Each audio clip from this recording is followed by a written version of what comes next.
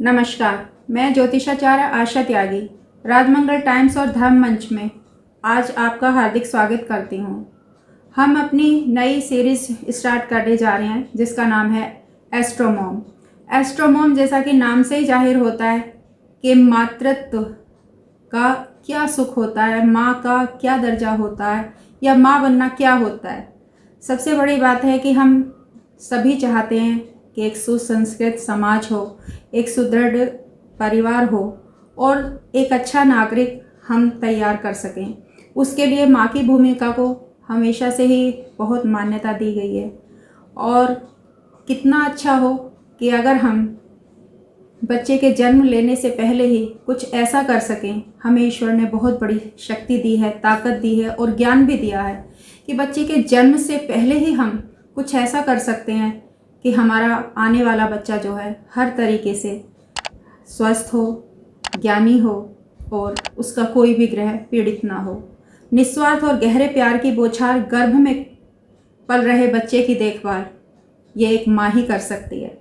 अपने गर्भ में एक सुंदर आत्मा को पोषित करने के लिए जो भावनाएं हैं वो बहुत ही अनमोल हैं और महिलाओं द्वारा ही वो महसूस की जा सकती हैं।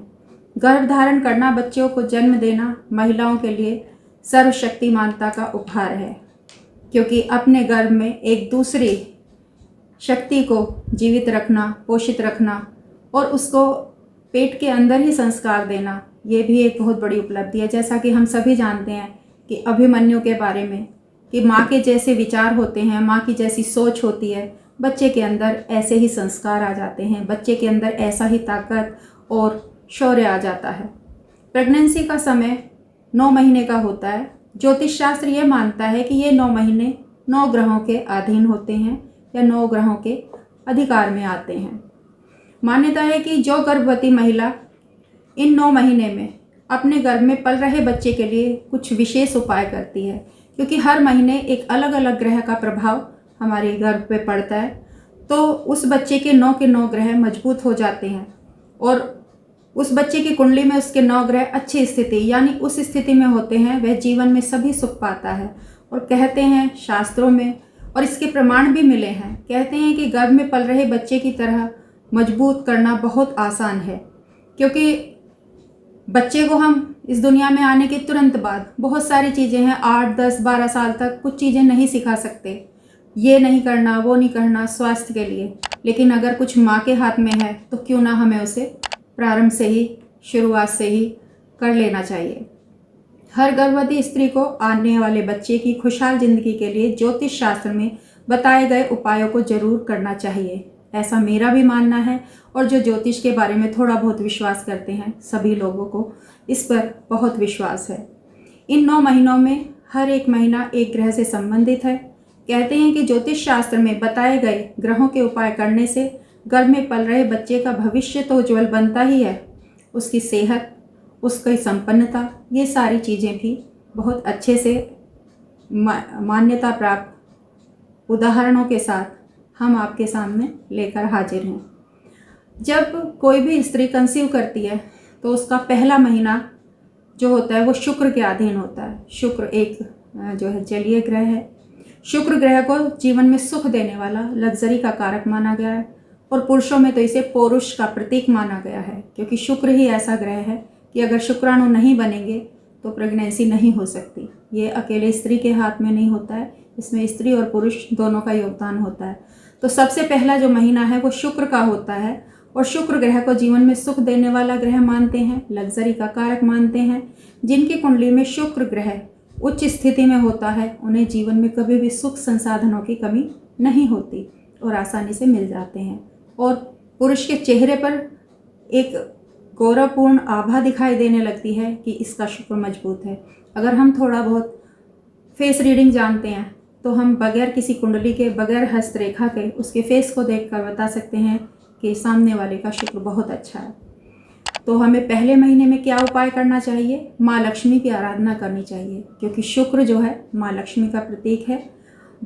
इस महीने में हमें जितना भी हो सके ज़्यादा से ज़्यादा सफ़ेद चीज़ें खानी चाहिए और जो प्रेग्नेंट लेडी है उसके लिए कहते हैं कि वाइट कपड़े, हल्के रंग के कपड़े, वाइट ऐसा तो मैं नहीं कहूँगी ये प्रॉपर वाइट ही पहनिए, लेकिन लाइट शेड के कपड़े आप जितना पहनेंगे मानसिक शांति का अनुभव होगा और आप रिलैक्स फील करेंगे। दूसरा महीना गर्भावस्था का मंगल ग्रह के अधीन होता है। मंगल ब्लड का कारक है। मंगल ग्रह को शक्ति का प्रतीक माना गया है, पराक्रम का कारक माना गया है। कहते हैं कि जिसकी कुंडली में मंगल जिस स्थिति में होता है उसका शरीर उसी तरीके के लुक्स में दिखाई देता है। रोग मुक्त और ताकतवर होता है, इम्यूनिटी पावर बढ़ी हुई होती है, उसके अंदर एक निडरता और साहस होता है और किसी भी मुश्किल घड़ी में सामना करने के लिए वो तैयार होता है।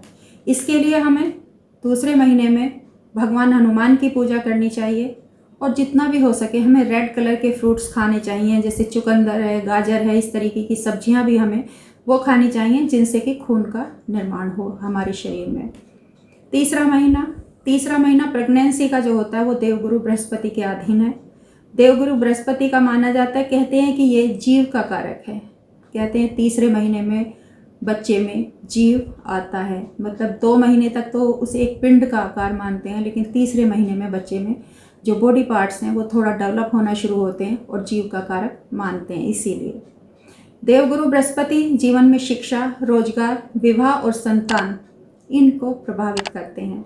जिस व्यक्ति की कुंडली में बृहस्पति उच्च का होता है उसे उच्च शिक्षा प्राप्त होती है, अच्छा रोजगार मिलता है, गुणवान जीवन साथी मिलता है और अच्छे घर में विवाह होता है। नेक संतान की प्राप्ति होती है, क्योंकि स्त्रियों के लिए या लड़कियों के लिए गुरु को जीवन साथी और संतान का कारक माना गया है। अब तीसरे महीने में हमें क्या उपाय करना चाहिए कि कई बार होता है कि प्रेग्नेंट महिला का अगर कोई ग्रह पीड़ित है तो इन उपायों को करने से, या जिस समय कंसीव किया है उस समय कोई ग्रह नीच का चल रहा है, उच्च का चल रहा है, पाप प्रभाव में पड़ रहा है, तो इन उपायों को करने से वो ग्रह अच्छे फल देने लगता है। गाय की सेवा करें, गाय को आटे की लोई जिसमें हल्दी, गुड़, चने की दाल लगाकर गाय को देना शुरू करें और खुद भी पीले फल खाने की कोशिश करें। पीले रंग का कोई भी कपड़ा या वस्त्र धारण करें अपनी बॉडी पर। अगर हम पीले रंग का वस्त्र धारण करेंगे इस माह में तो हमारा गुरु अच्छा होगा। चौथा महीना सूर्यदेव का होता है। सूर्यदेव पिता का, सुख का और सरकार का कारक होता है। ददिहाल से मिलने वाले प्यार, हड्डियों की मजबूती और सरकारी नौकरी को प्रभावित करने वाला होता है। लीडरशिप का होता है, एडमिनिस्ट्रेटिव पावर जो भी होती है वो सूर्य के अधीन है। जिस व्यक्ति की कुंडली में सूर्य उच्च स्थिति में होता है उसके पिता की उम्र लंबी होती है, क्योंकि सूर्य पिता का भी कारक है। साथ ही उसके जीवन में सरकारी नौकरी के अवसर बनते हैं। इस माह में हमें भगवान विष्णु की आराधना करनी चाहिए। पांचवें महीने में चंद्र का कारक माना गया है। चंद्रदेव माता की लंबी उम्र, ननिहाल से मिलने वाला प्यार और बच्चे की मानसिक स्थिति को प्रभावित करते हैं। जिन बच्चों का चंद्र ग्रहण गर्भ में ही मजबूत हो जाता है उन्हें जीवन में ज़्यादा मेहनत नहीं करनी पड़ती। चंद्रमा मन का कारक होता है, हमारे कॉन्फिडेंस का कारक होता है, आत्मविश्वास का कारक होता है। इसलिए इस माह में भगवान शिव की आराधना करें और आप जितना भी हो सके ज़्यादा से ज़्यादा वाइट चीज़ें और पानी पिएं, पानी, दूध, दही, इस तरीके की चीज़ें। छठा महीना न्याय के देवता शनिदेव के अधीन है। शनिदेव बच्चे के बाल, नाखून और रीढ़ की हड्डी को प्रभावित करते हैं। माना जाता है कि जिस व्यक्ति की कुंडली में शनि ग्रह जिस स्थिति में होता है उसे जीवन में उसी तरीके का जीवन यापन करना पड़ता है। दुख, दर्द और कष्ट नहीं झेलने पड़ते अगर शनि हमारा मजबूत होता है। अपनी छाया देखकर सरसों के तेल का दान करें। उड़द की दाल, जो भी काली चीज़ें हैं, इस तरीके की चीज़ें आपको ज़्यादा से ज़्यादा खानी चाहिए। 7वां महीना गर्भावस्था के दौरान 7वां महीना बुध का होता है। इस समय बच्चे की त्वचा का निर्माण होता है। यदि बुध ग्रह को मजबूत करने के उपाय किए जाएं तो बच्चे की बुद्धि, विवेक, आत्मविश्वास और लेखन शक्ति जो है वो बेहतर बन सकती है। बुध ग्रह बुद्धिमत्ता का भी प्रतीक है और इसकी स्किन हमेशा ग्लोइंग रहेगी। ऐसे में आप हरे फल खाएं, गणेश जी की आराधना करें। 8वें महीने में फिर से चंद्रदेव का माना जाता है। इस दौरान चंद्रदेव को मजबूत करने के लिए उपाय करने चाहिए। जिस व्यक्ति की कुंडली में या महिला की कुंडली की बात हो रही है, यहाँ पर चंद्रमा मजबूत है, उसकी माता की भी उम्र लंबी होती है, साथ ही उसे ननिहाल से बहुत प्रेम मिलता है। 8वें महीने में घर परिवार में जिस देव का पूजन होता है उस देव के आशीर्वाद से इस माह में गर्भ की रक्षा होती है। तो इष्ट देव इस माह बच्चे को भोजन की आपूर्ति कराते हैं बच्चे को। इसका उपाय भगवान शिव की आराधना करें, ओम नमः शिवाय मंत्र का जाप करें, बुजुर्ग ब्राह्मणों का आशीर्वाद लें। 9वां महीना गर्भावस्था में पल रहे बच्चे का 9वां महीना सूर्य देव का होता है। सूर्य देव पिता की उम्र को प्रभावित करते हैं। माना जाता है कि जिसकी कुंडली में सूर्य देव मजबूत होते हैं वह व्यक्ति बहुत प्रभावशाली होता है। ऐसा व्यक्ति अपने जीवन में लीडरशिप की भूमिका निभाता है। हमें 9वें महीने में भी भगवान विष्णु की आराधना करनी चाहिए। ओम नमो भगवते वासुदेवाय नमः मंत्र की एक माला नित्य करनी चाहिए। निसंतान दंपतियों को संतान प्राप्ति के लिए पति पत्नी अपने इष्ट देवी देवता की पूजा अर्चना भी करनी चाहिए। और जब गर्भधारण कर लें तो इस तरीके से 9 के 9 महीनों में हम 9 के 9 ग्रहों का उपाय अगर करते हैं तो निश्चित ही हमारी आने वाली संतान सेहत से, बुद्धि से और प्रॉस्पेरिटी से हर स्तर पर उच्च कोटि की संतान की हमें प्राप्ति होती है। हमें कंसीव करने से पहले ही चाहिए कि हम इसे अंधविश्वास मान लेते हैं। जिस तरीके से हम डॉक्टर से कंसल्टेंसी लेते हैं उसी तरीके से कंसीव करने से पहले भी हम अगर किसी ज्योतिषी से परामर्श लें तो निश्चित ही हम एक अच्छी संतान को जन्म दे सकते हैं। नमस्कार, बहुत बहुत धन्यवाद।